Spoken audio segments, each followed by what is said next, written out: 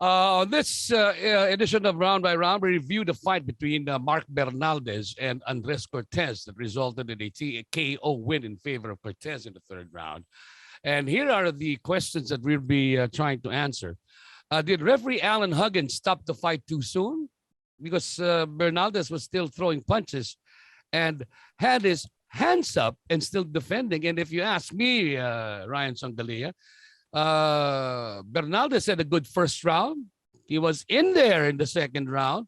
The third round, the start of the third round was a good one for Bernaldez, but unfortunately, in the middle of the third round, there was a really good combination thrown by Cortez, which apparently made Alan Huggins stop the fight.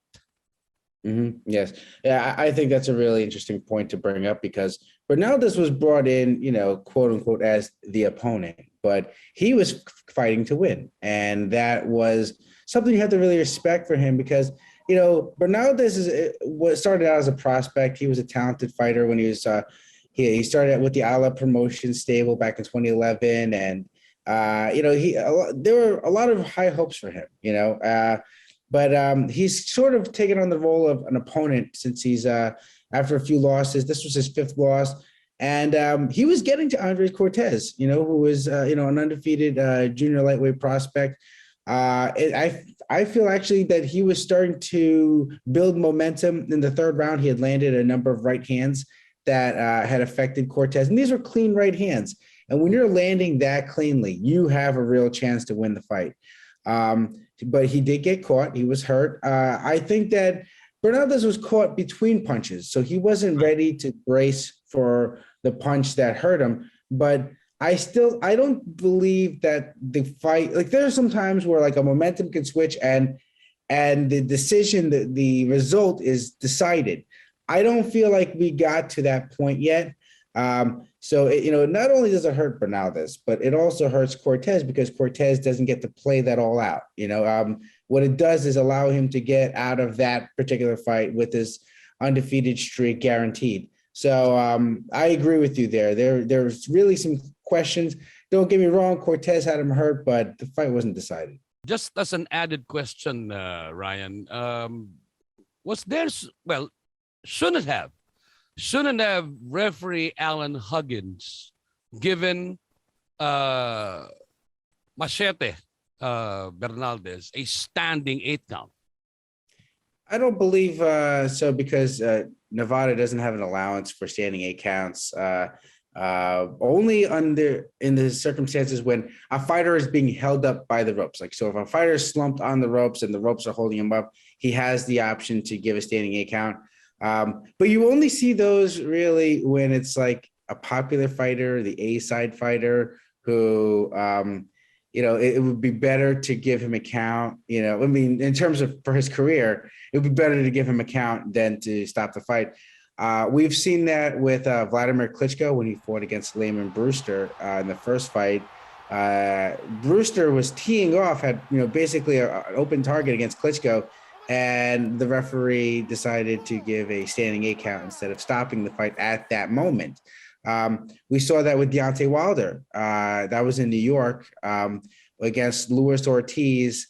He was basically out on his feet on the ropes, and the referee gave him a standing 8 count instead of stopping the fight. But those were instances where the ropes were holding up Bernaldez. Bernaldez, I don't feel was that hurt in the way that he was being held up by the ropes. So it was kind of an awkward situation. It's like, do you take a knee and recover, and risk the 10-8 round, or do you try to stand up and weather it? In that moment, it's hard for a fighter to, make that decision, and especially with all the pride that goes into being a fighter. So it's kind of a tough situation, really, when you're looking at it, for recovery purposes. Well, if you ask me, Bernaldez still had his hands up. He still had his hands up well. I think he was planning to move to his side, most likely, in all likelihood, to his right. But referee Huggins just suddenly went in between them and waved it off. So my take on this is that, and this is also the opinion of the commentary, which who were doing the fight, was that they thought that Alan Huggins stopped the fight a bit too soon. Um, upon review, will this fight be reviewed? And No, no, no. This is not that kind of would but at the very would Alan Huggins be reprimanded, or maybe will there be a review of the fight, and maybe Huggins will be told, you just stopped it. Okay, we will accept the decision that you stopped it, but that's a bit too soon. Will he be reprimanded at the very least for it? I don't think it rises to that occasion. And also now with the way that the evolution of fighter safety discussions have gone, people are looking for fights to be stopped a little too soon rather than a little bit too late. So I don't believe that this rises to that level, especially since Bernaldez was just an opponent. Now, if you had, if that happened against, Canelo Alvarez against Caleb Plant, and Plant was throwing a little bit of punches, and Canelo was stunned but not out on his feet and still had a competitive chance. Yeah, I think you may have seen that. That referee get reprimanded because a lot of money would have been lost there through Canelo Alvarez.